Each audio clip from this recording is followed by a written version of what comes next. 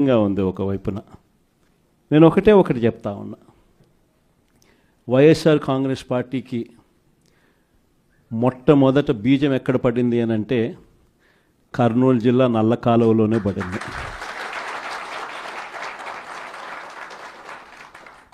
ఆ రోజు కూడా కేవలం ఒక మాట ఇచ్చినాం.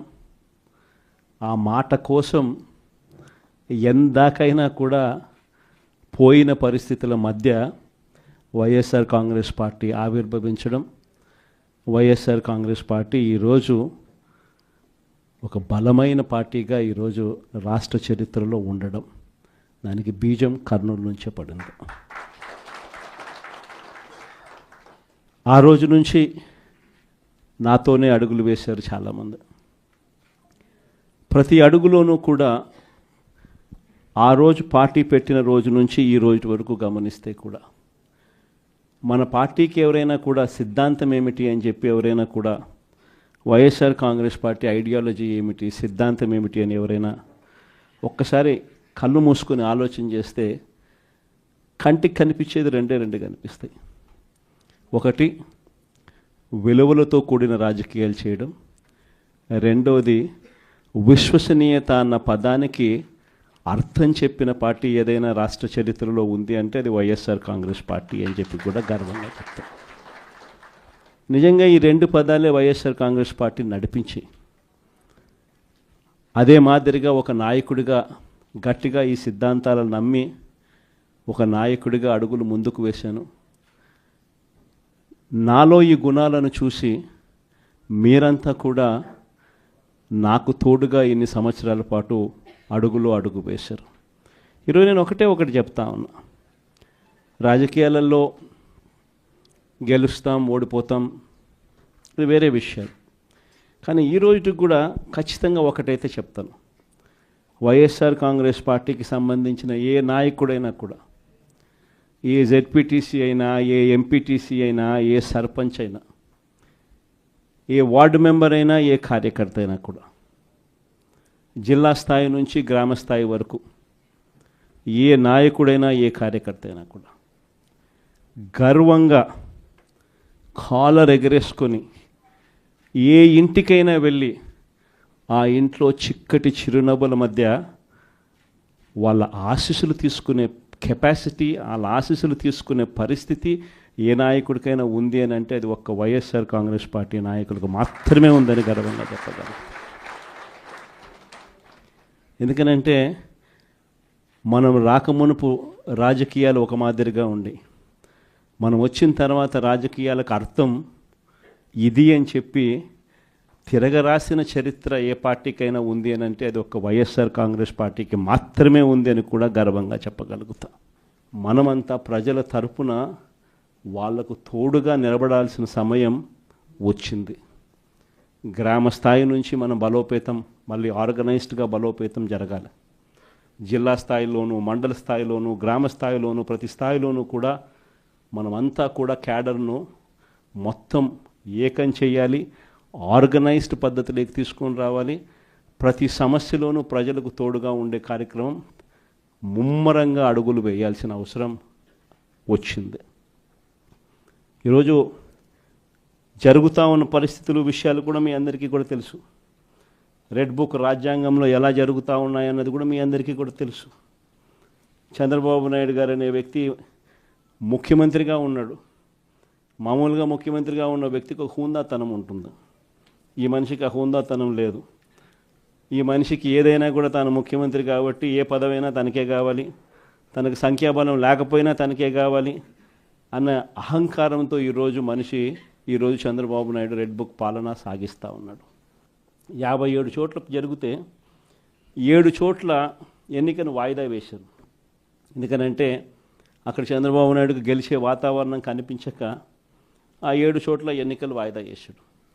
మరో 50 చోట్ల ఎన్నిక పెట్టని పరిస్థితి, పెట్టాల్సిన పరిస్థితిలో, ఖచ్చితంగా పెట్టాల్సిన పరిస్థితిలో, ఎన్నికలు జరపాల్సిన పరిస్థితిలో జరపాల్సి వచ్చింది.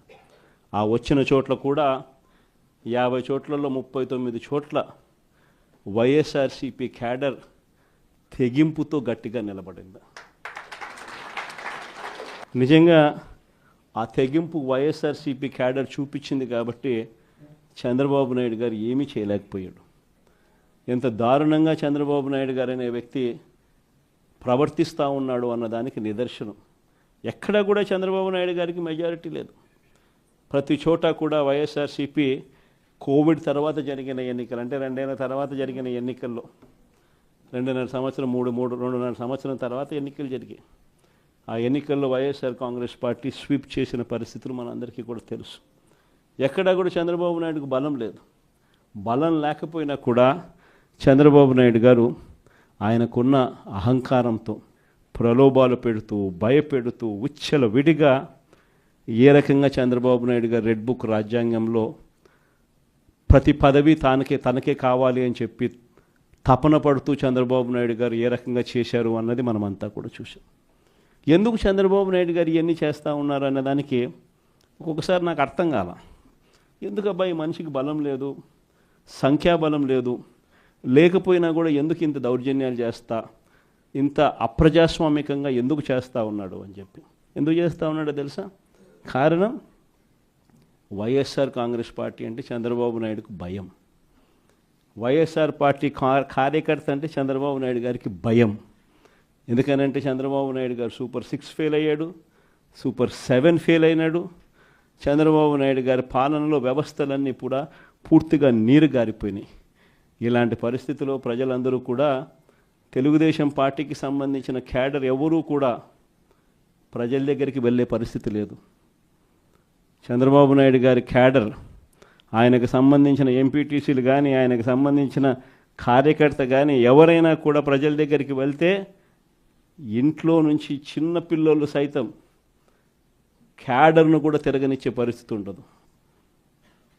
క్యాడర్ను సైతం, చిన్నపిల్లలు సైతం ఇంటికి పోతూనే మా 15,000 సంగతి ఏమిటి అంటారు. అమ్మలు మా 18,000 సంగతి ఏంటి అని అంటారు. వాళ్ళ అమ్మలు మా 48,000 సంగతి ఏమిటి అంటారు.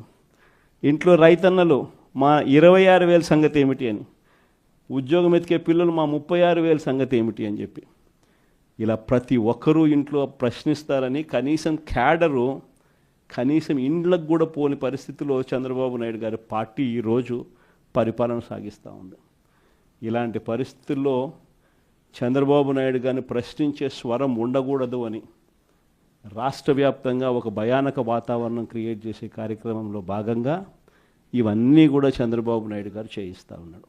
ప్రజాస్వామ్యంలో ఎప్పుడూ కూడా మనుషులకు మంచి చేయాలి, మనుషులకు మంచి చేసి వాళ్ళ గుండెల్లో స్థానం సంపాదించుకొని, వాళ్ళ మనసుల్లో స్థానం సంపాదించుకొని ఒక నాయకుడు అనేవాడు పాలన చేయాలి.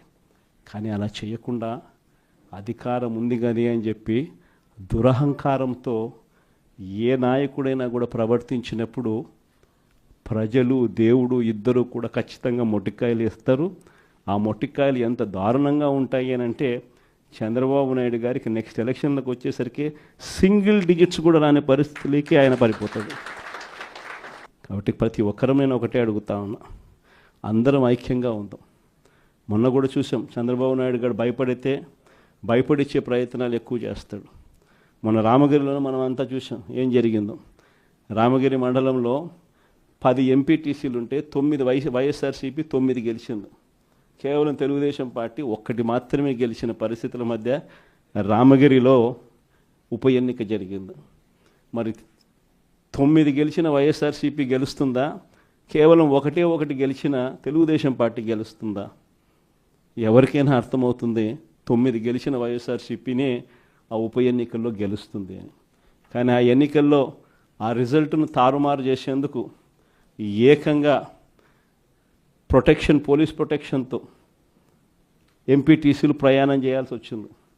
మా ప్రాణాలకు ముప్పు ఉంది, మాకు భద్రత కల్పించని కోర్టుకు పోతే కోర్టు పోలీసు భద్రతతో వారిని ఎలక్షన్ హాల్లోకి తీసుకొని పోమని చెప్తే ఈ పోలీసులు ఎంత అన్యాయంగా తయారయ్యారంటే పోలీసులే ఈ ఎంపీటీసీలను బెదిరించే కార్యక్రమాలు సాక్షాత్తు పోలీసులే చేపట్టారు.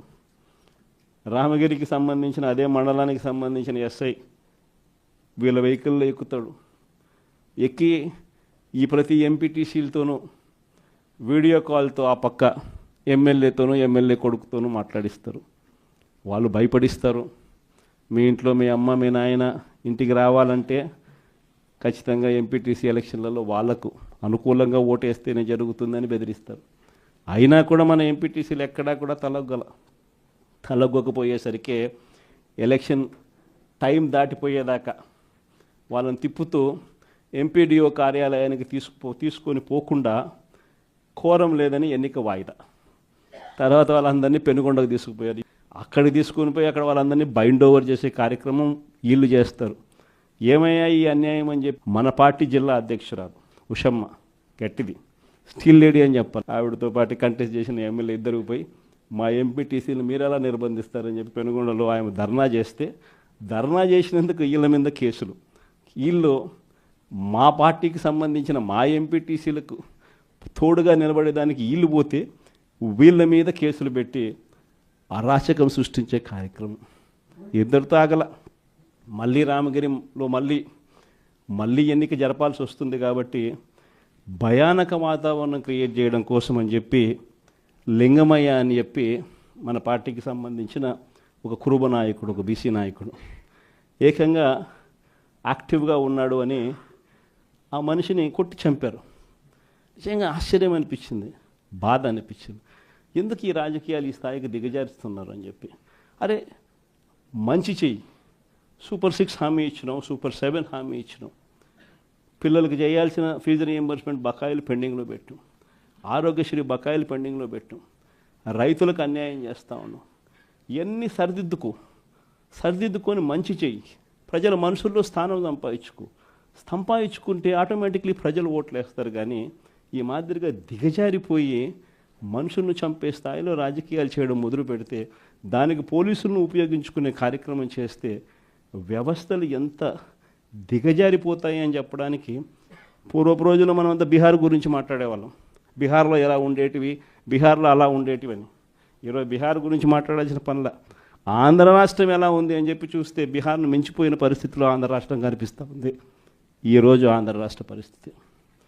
ఇలాంటి పరిస్థితుల మధ్య మనం యుద్ధం చేస్తూ ఉన్నాం. మీ అందరికీ నేను ఒకటే చెప్తా ఉన్నా, కష్టాలు శాశ్వతం కాదు. ఒక చీకటి వచ్చిన తర్వాత ఖచ్చితంగా వెలుతురు వస్తుంది. ఇది ప్రతి ఒక్కరం గుర్తుపెట్టుకోండి. చూస్తూ కన్ను మూసుకుంటే 3 ఏళ్ళు కూడా అయిపోతుంది. ఈ 3 ఏళ్ళు మాత్రం గట్టిగా తోడుగా నిలబడండి, నాకు తోడుగా నిలబడండి, ప్రజలకు తోడుగా నిలబడండి. ఆ తర్వాత మళ్ళీ వైఎస్ఆర్ కాంగ్రెస్ పార్టీ మళ్ళీ అధికారంలోకి ఖచ్చితంగా వస్తుంది. ఈసారి జగన్ 2 పాలన ఖచ్చితంగా జరుగుతుందని మాత్రం చెప్తాను.